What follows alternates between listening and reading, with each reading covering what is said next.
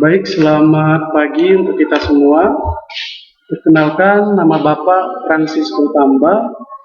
Untuk tahun ini, Bapak dipercayakan untuk membawa mata pelajaran simulasi dan komunikasi digital kelas 10. Baik, sebelum materi kita Bapak sampaikan, sebelumnya mari kita berdoa menurut kepercayaan dan agama kita masing-masing. Doa dimulai. Doa selesai. Baik, selanjutnya materi kita untuk hari ini, untuk pertemuan ini adalah logika dan algoritma komputer. Ya, logika dan algoritma komputer.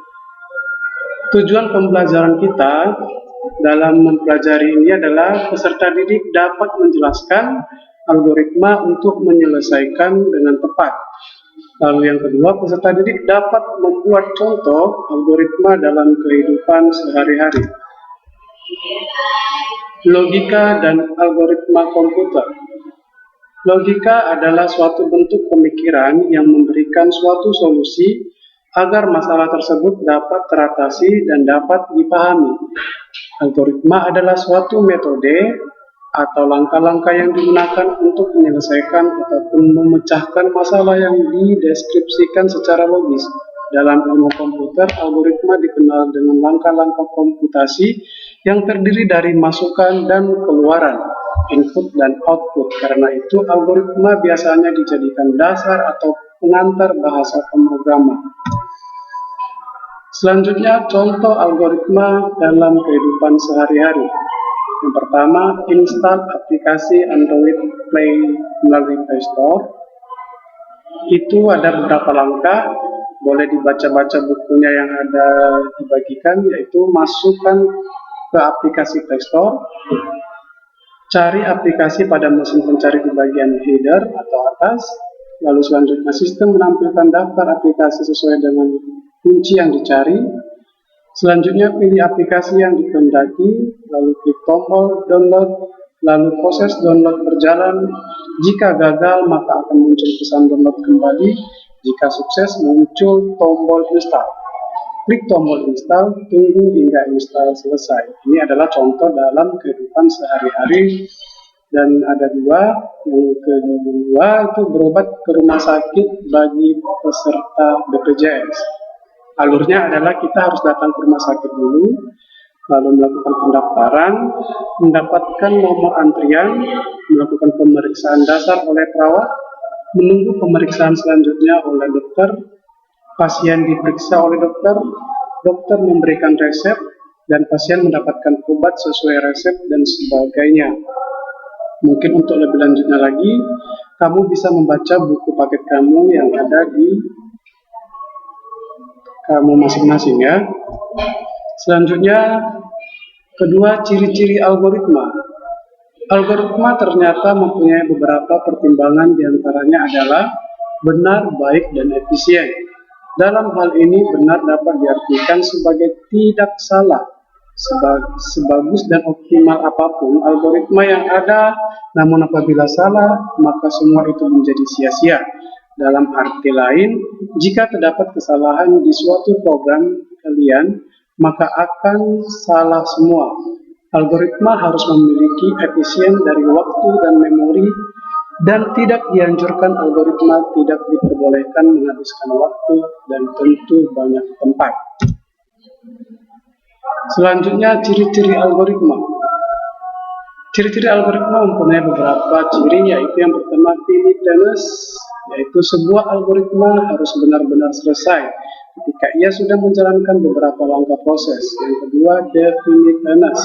Setiap langkah yang ada pada algoritma harus dapat didefinisikan secara tepat. Jangan sampai menggunakan makan ganda atau menimbulkan ambiguitas. Maka dari itu, langkah yang benar di dalam menulis sebuah algoritma adalah dengan menggunakan bahasa komputer.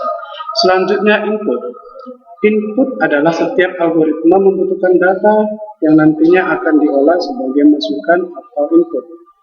Selanjutnya output, setiap algoritma yang dibuat atau disusun nantinya akan menghasilkan setidaknya satu maupun beberapa output. Dan yang terakhir, effectiveness. Langkah-langkah yang diambil di dalam pengerjaan algoritma harus wajar dan sebisa mungkin harus dapat dijalankan secara efektif. Selanjutnya kita masuk ke bab 3, algoritma, logika dan algoritma pada komputer. Komputer merupakan mesin pemproses. Komputer ini tidak dapat bekerja sendiri tanpa ada yang mengoperasikan, atau bisa disebut dengan brainware. Komponen terdiri dari 4 komponen, yaitu komponen input, output, pemrosesan atau CPU, dan memori. Selanjutnya bagian B, fungsi-fungsi perintah command. Yang pertama, pengertian command prompt, yaitu atau bisa disebut dengan CMD, sendiri adalah jendela atau Windows yang berfungsi untuk mengetahui seluk-beluk yang terdapat pada sistem Windows, di mana CMD ini yang mengeksekusi setiap perintah-perintah yang diberikan oleh user, maka untuk mengetahui sistem yang ada pada Windows. Selanjutnya menjalankan fungsi-fungsi command prompt. Bagi kita yang masih awam, pastikan kita tahu kalau CMD memiliki banyak fungsi yang akan sangat bermanfaat bagi kita. Semakin banyak fungsi CMD yang kita kuasai, sudah tentu semakin besar keuntungan yang kita dapatkan. Berikut ini beberapa fungsi dari CMD yang mungkin belum kita ketahui. Mungkin yang pertama adalah melihat situs aktivasi Windows. Tidak hanya untuk mengecek kondisi jaringan internet saja, CMD juga bisa kita gunakan sebagai sarana untuk mengecek status aktivasi Windows. Seperti biasa, kita harus masuk terlebih dahulu dalam aplikasi command prompt, kemudian ketika kata slmgear atau dlp, dan secara otomatis akan keluar jendela baru yang berisikan informasi Windows yang Anda gunakan dan status aktivasi dari Windows tersebut. Selanjutnya, B, mengecek kondisi harddisk. Kita bisa juga mengecek dan menganalisa kondisi harddisk dengan menggunakan fungsi CMD. Pertama-tama, kita harus masuk ke dalam command prompt, kemudian ketik kita chhdsk. Untuk komputer yang menggunakan OS, Vista, atau XP, biasa layar akan langsung blank hitam dan kemudian akan muncul presentasi progres mengecek harddisk oleh CMD itu sendiri. Kita hanya tinggal menunggu proses tersebut hingga selesai.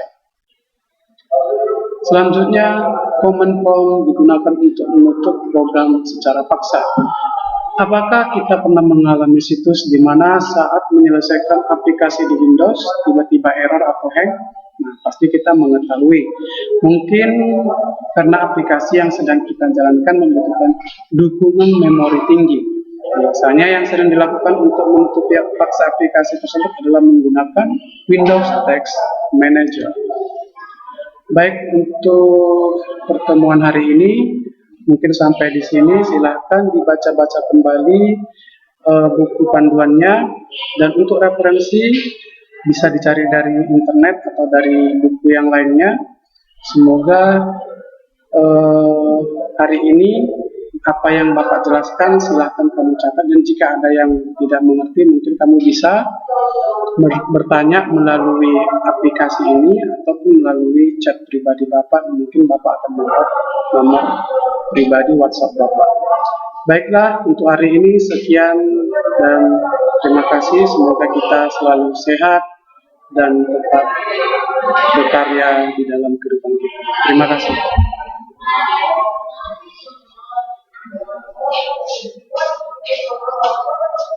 Stupid.